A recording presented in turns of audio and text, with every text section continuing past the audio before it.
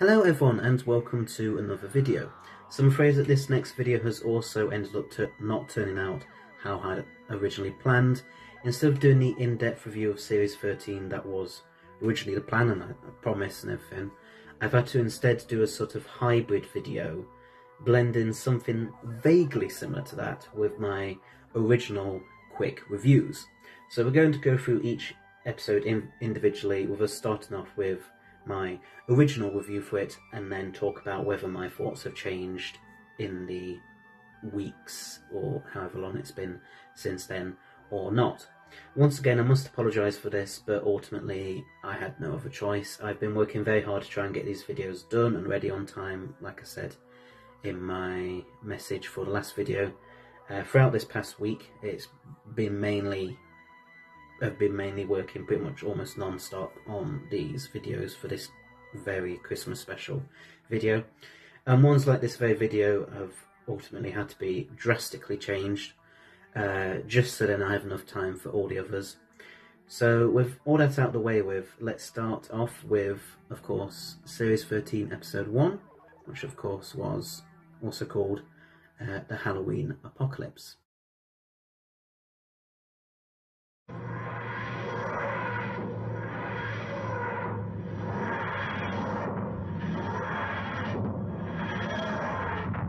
Hello everyone and welcome to another video. So on last Sunday the first episode of Series 13, or Doctor Who Flux, finally aired, and here's my quick review of it. I'll be doing a more in-depth overview of the entire series once it has finished. But before we get on with the review, I want to just give a quick little reminder. Please don't forget to press that subscribe button as well as press the bell icon at the side so be notified of when all my new videos come out. We're trying to get to 500 subscribers by the end of this year and we're currently at 418. Just under 94% of my total viewers are currently not subscribed. But if you were to subscribe, then I would be extremely grateful and you'll be helping me and my channel out an awful lot. If I can get to 500 subscribers by the end of this year, then I'll rank every single Doctor Who TV companion, from 1963 to the present. Anyway, reminder aside, let's now dive into the review with the pros. 1. The pros. I actually really enjoyed this episode. I thought it did a great job in setting up the series and introducing us to the concept of the Flux, as well as Dan Carvanista, Vinder, and of course Swarm and Azure, aka the Ravagers. I loved the way the Sontarans and Weeping Angels were using this, and as I've probably said before, I am a huge fan of the Sontarans as redesign. I can't wait to see them again in the very next episode, War of the Sontarans. John Bishop was enormously funny and witty as Dan, and I really liked his character right from the get-go. We got to see elements of his personal life, such as him working for a food bank, arranging a date with a woman called Diane, and trying to work at the Museum of Liverpool and conduct tours there to great comedic effect. Mandip Gill was also finally given a good amount to do as Yaz. Hooray! And it seems like a relationship or rapport with the Doctor had really developed since we last saw them at the end of Revolution of the Daleks. It is a shame that we didn't get at least an episode or two of just the Doctor and Yaz, but I think we got more or less the next best thing with the first few minutes of this story. I really loved how there was such big stakes introduced in this episode. I think this is kind of what the Chibnall era has needed ever since day one. It's really given it that extra oomph or edge or kick up the backside that it so desperately needed in my personal opinion, and I can't wait to see how it all turns out. I'm slightly cautious but very optimistic. Carvanista was actually a really good character and it actually felt like a great twist when he turned out to be essentially a good guy. I also really like the idea that there's something very wrong with the TARDIS, with it potentially dying, and I can't wait to see how that turns out as well. Jodie Whittaker gave a really good performance as a Doctor too. She turned down some of the more overly quirky for quirk's sake elements of her Doctor, and I'm really glad that she still seems very clearly shaken and affected by the whole time as child and Division revelations. Also, the visual effects done by DNEG look absolutely stunning and amazing. Anyway, we now come to the cons. 2. The cons. I don't have that many negative things to say about this episode, to be perfectly honest. The only thing I will say is that I think it was perhaps setting a bit too much stuff for its standard runtime of just 50 minutes. The whole stuff with 1820s Liverpool in the Arctic Circle didn't really seem to go anywhere beyond giving us more cryptic hints with 1820s Liverpool and vaguely introducing another villain in the form of Swarm's sister Azure with the Arctic Circle. I'm sure this will all be explained and expanded upon later on in the series, however. But that's all I can really say that's negative about this episode. Overall, I'd give the Halloween Apocalypse an 8 out of 10. Anyway, that's it for this quick review, but what do you think? Did you enjoy the Halloween Apocalypse or not? Please let me know in the comments section below. I'll be posting quick little reviews like this for each episode of Series 13, and then, like I said earlier, I'll be doing a more in-depth overview of the entire series once the series has finished. So please do keep a lookout for each review. Anyway, so thanks for watching, hope you liked it. Please don't forget to click that subscribe button below, as well as press the bell icon at the side so you'll be notified of when all my new videos come out. This channel currently has 418 subscribers as of the time of writing and recording this video, but if able to get to 500 by the end of this year, then I will rank every single TV companion from 1963 to the present.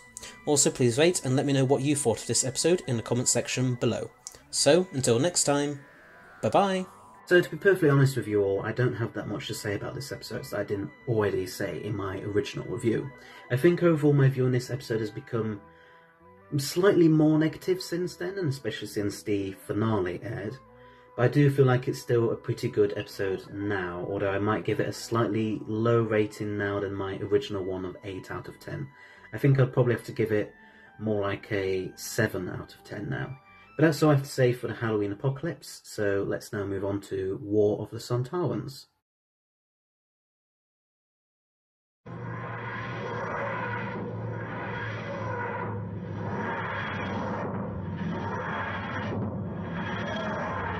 Hello everyone and welcome to another video. So last night War of the Sontarans episode 2 of series 13 aired, and here's my review of it. But before we get on with the review, I want to just give a quick little reminder.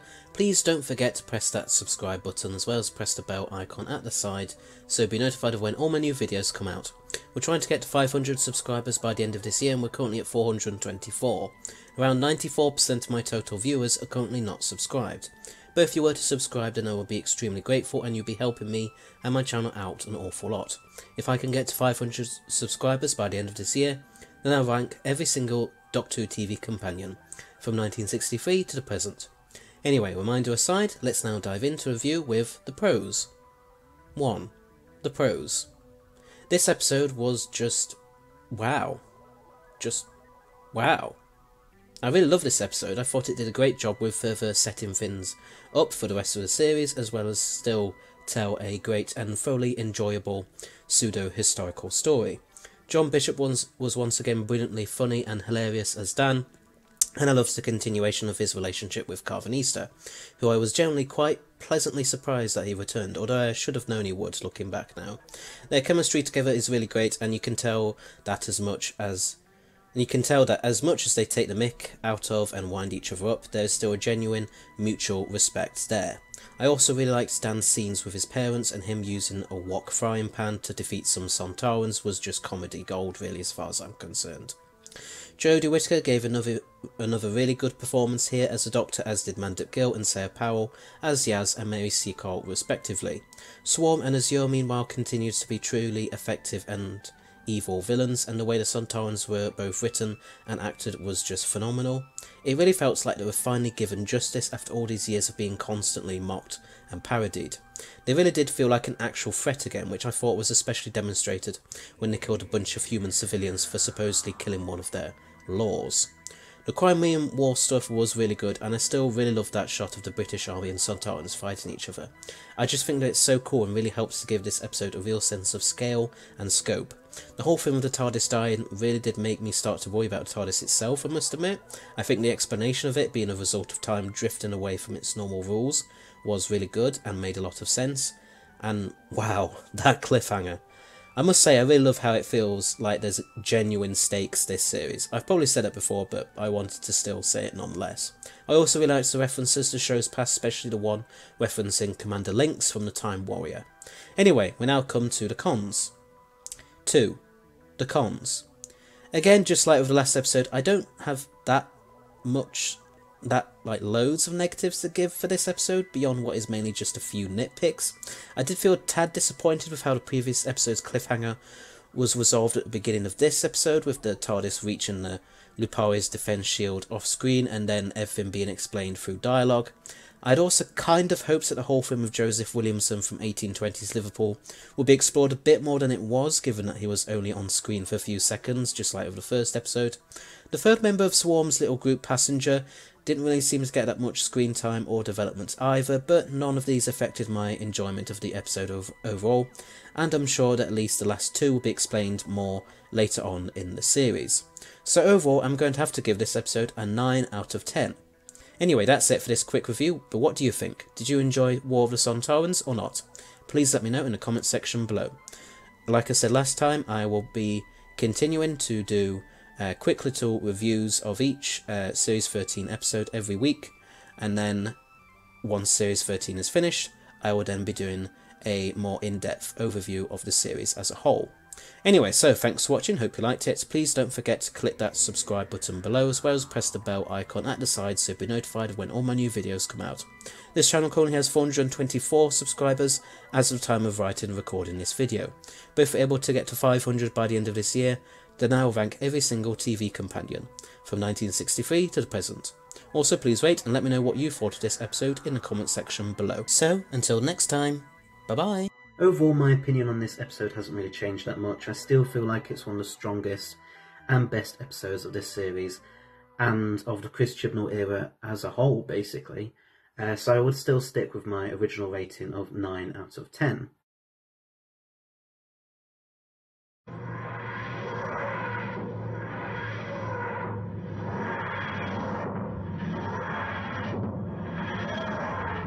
Hello everyone and welcome to another video.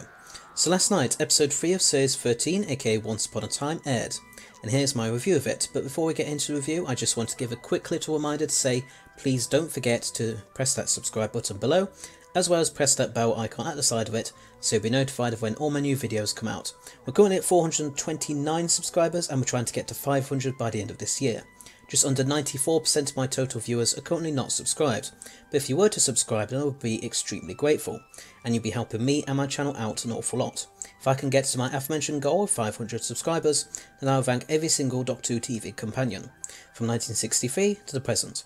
Anyway, reminder aside, let's now dive into the review, starting with the pros. 1.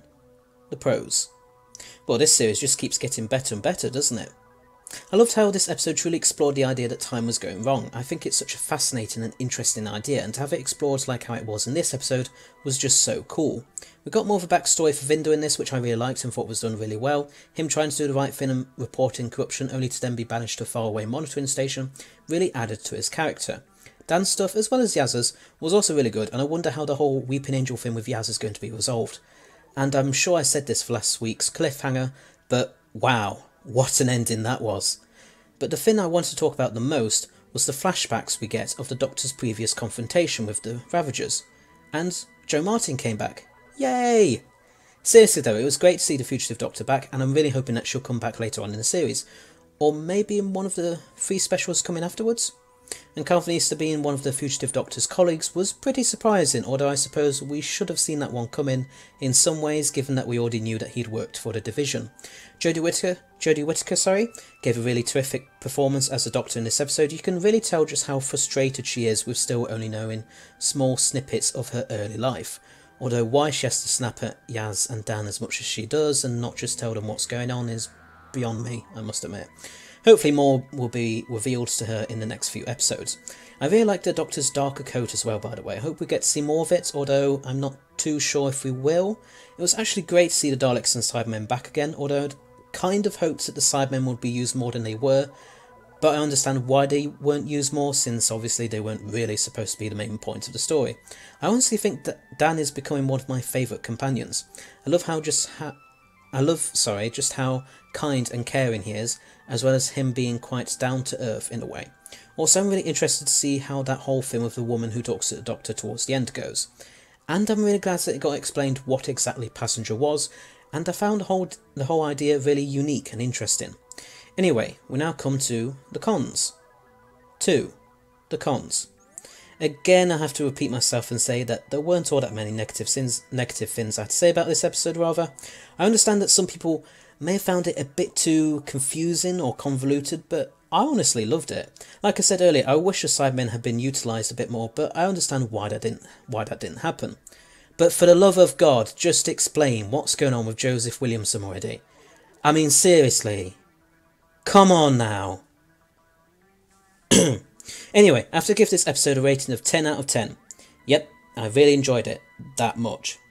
Anyway, that's it for this quick review, but what do you think? Did you enjoy Once Upon a Time or not? Please let me know in the comment section below. Anyway, so thanks for watching, hope you liked it. Please don't forget to click that subscribe button below, as well as press the bell icon at the side of it so you'll be notified of when all my new videos come out. This channel currently has 429 subscribers as of the time of writing and recording this video, but if we're able to get 500 by the end of this year, then I'll rank every single Doctor Who TV companion, from 1963 to the present. Also, please rate and let me know what you thought of this episode in the comment section below. So, until next time, bye bye! Well, first off, as some of you have probably no doubt noticed, I did actually get the title for this episode wrong in my original review. I called it Once Upon a Time rather than the correct title of Once Upon Time. I think I just got confused between that title and the one for the 2017 Christmas special, Twice Upon a Time. Although, to be fair on myself, Once Upon a Time does kind of make more sense and sound better in a way as a title. Secondly, and more importantly, my opinion has shifted a little bit since my original review. I mean, I still like the episode, but I do now feel like I was perhaps a bit too positive in my original review, and I would therefore give a lower rating of 8 out of 10 rather than my original one of 10 out of 10.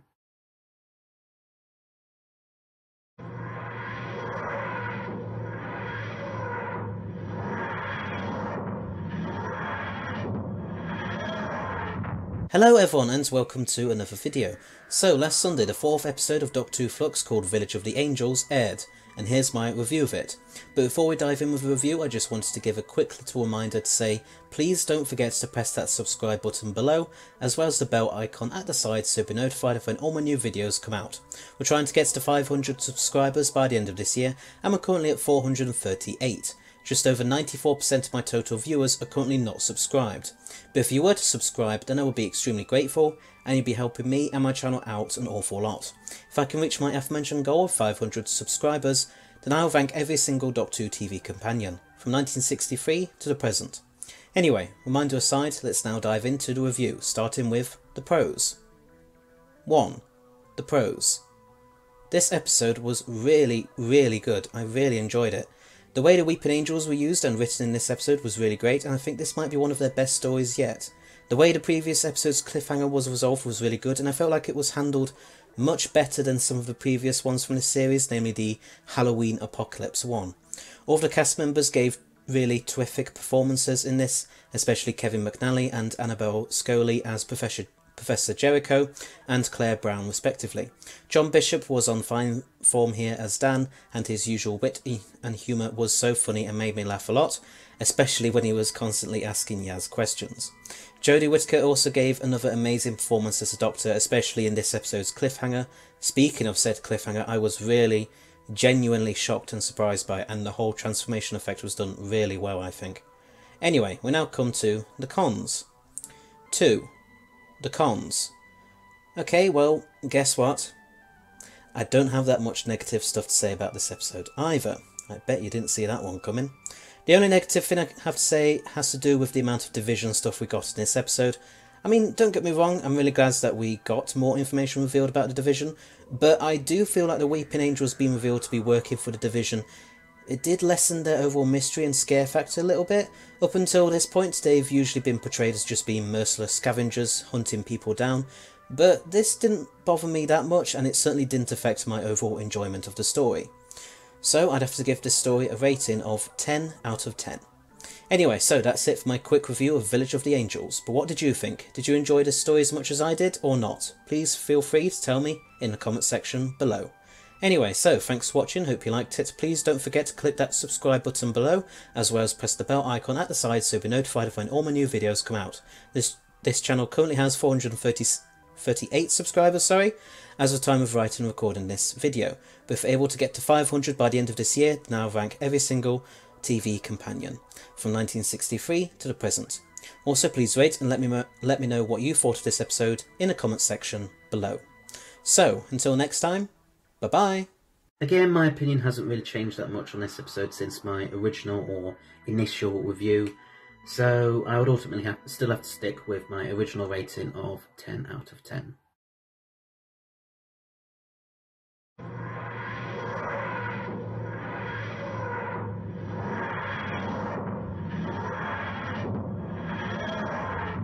Hello everyone and welcome to another video. So last night's the 5th episode of Doctor Who Flux, aka Survivors of the Flux, aired, and here's my review of it.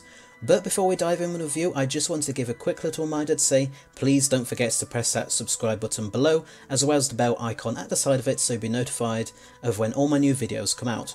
We're trying to get to 500 subscribers by the end of this year and we're currently at 438. Just under 96% of my total viewers are currently not subscribed. But if you were to subscribe, then I would be extremely grateful and you'll be helping me and my channel out an awful lot. If I can reach my aforementioned goal of 500 subscribers, then I will rank every single Doctor Who TV companion, from 1963 to the present. Anyway, reminder aside, let's now dive into the review, starting with the pros. 1. The pros. Now, I'm going to be honest, I don't quite know what to make of this episode yet. I did like how a lot of stuff was finally properly explained in this. We finally found out who the woman with the straw hat was. She was of course Tecteun, the Doctor's adopted mother. It was also revealed that Tecteun was also the one who ordered that the division wipe the Doctor's memories of her pre-Hartnell lives.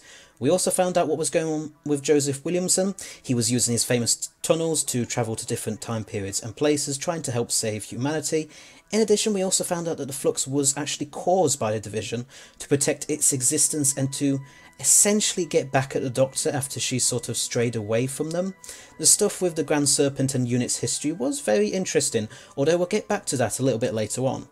The stuff with Yaz, Dan and Jericho was really good and intriguing, and the Seer himself was really funny, with him constantly teasing the three of them. It was great to see Kate Stewart again, and I'm really glad that they brought her back. I've been excited for her return ever since her surprise appearance in last week's Next Time trailer, and I can't wait for her to be in the finale too, where I hope she will meet the 13th Doctor and co. The whole multiverse stuff was really good, and I'm really glad to see Doctor Who explore its multiverse more, as we've very rarely had that until now, surprisingly, apart from stories like Inferno and Rise of the Cybermen / The Age of Steel, of course. The division's main base being between universes 1 and 2 was a great idea too, and really fit in well with the whole shadowy nature of the division itself. The Doctor's memories of her time serving for the division being kept in a fob watch was very interesting as well, although again I'll talk a bit more about that in a bit as well.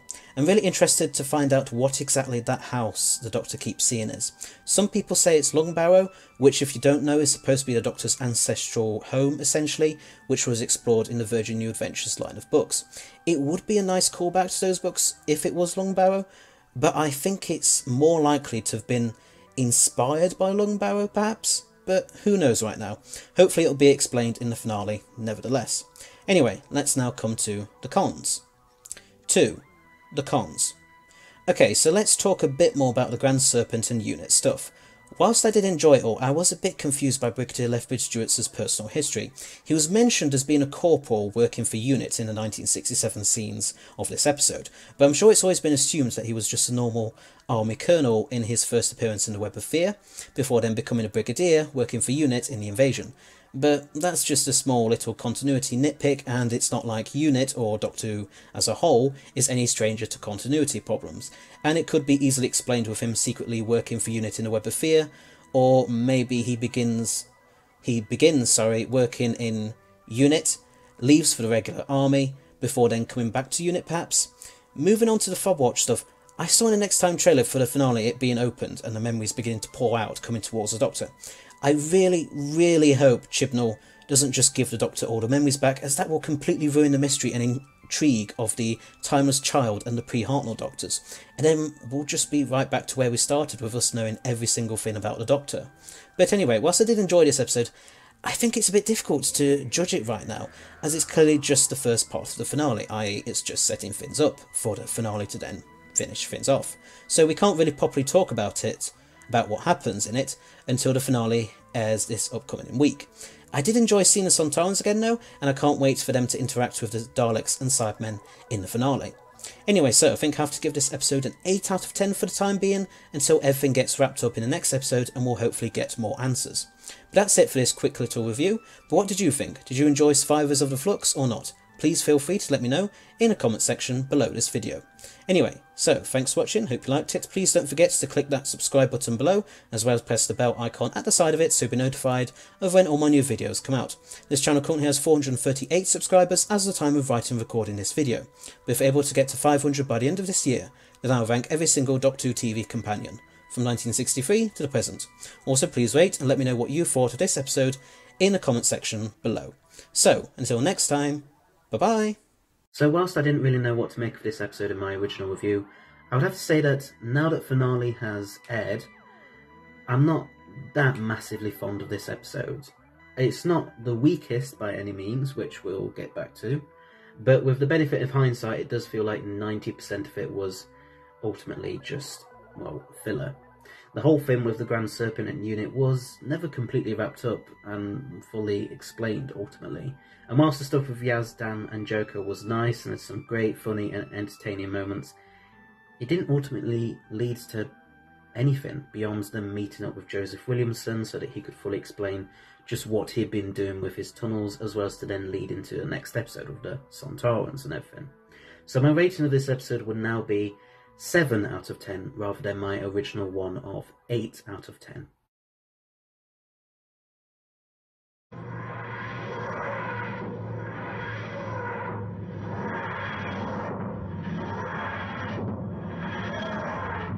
Hello everyone and welcome to another video. So last night the series finale of Doctor Who Flux, aka The Vanquishers, aired, and here's my review of it. But before we dive in with the review, I just want to give a quick little reminder to say, please don't forget to subscribe to my channel. We're trying to get to 500 subscribers by the end of this year, and we're currently at 443. Just under 96% of my total viewers are currently not subscribed. But if you were to subscribe, then I'll be extremely grateful, and you'll be helping me and my channel out an awful lot. If I can reach my aforementioned goal of 500 subscribers, then I will rank every single Doctor Who TV companion from 1963 to the present. Anyway, reminder aside, let's now dive into the review, starting with the pros.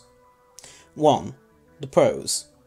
Well, this episode really had a lot going on now, didn't it? I think overall this episode did a good enough job of wrapping everything up, although some things were wrapped up better than others, which we'll talk more about a little later on.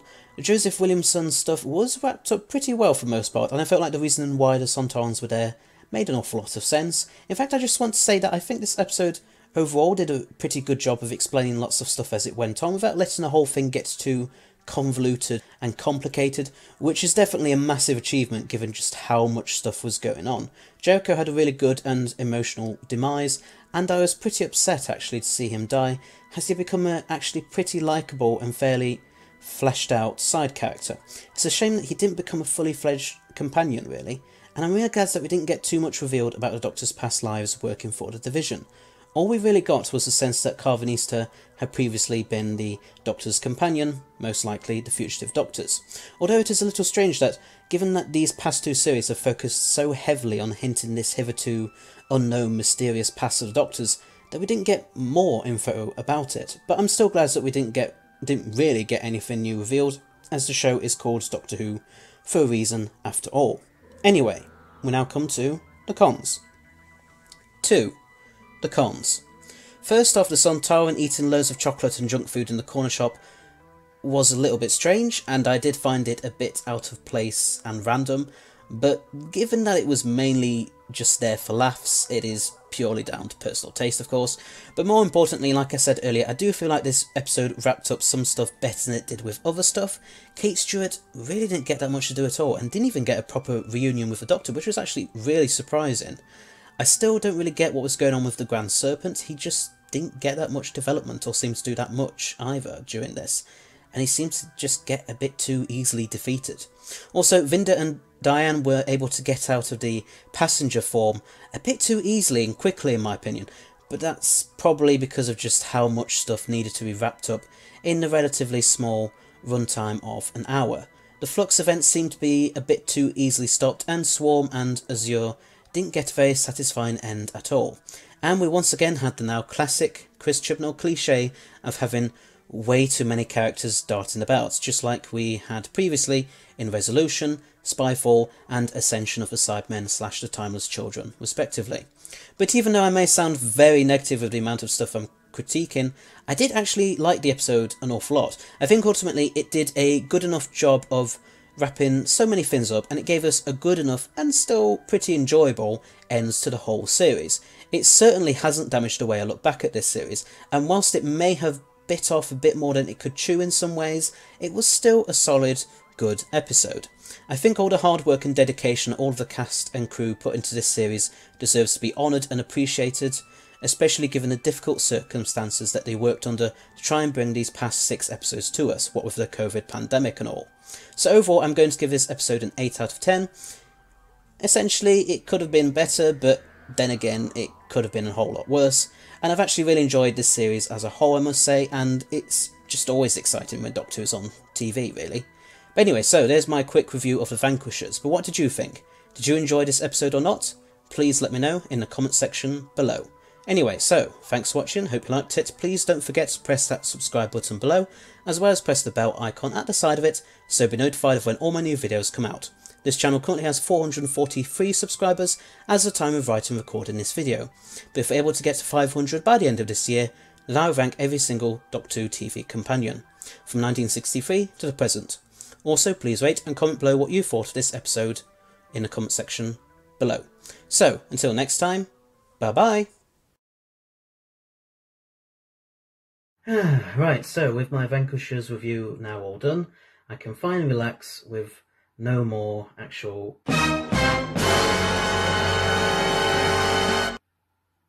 Holy... I do stick by with what I said in my original review of this episode having a lot going on.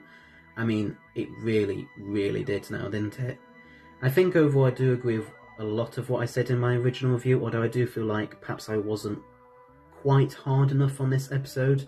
Looking back now, the Joseph Williamson stuff wasn't wrapped up quite as satisfyingly as I originally thought, but it still ended on a nice enough note regardless, even though he was basically asked by the Doctor to just walk off and then proceeded to do so.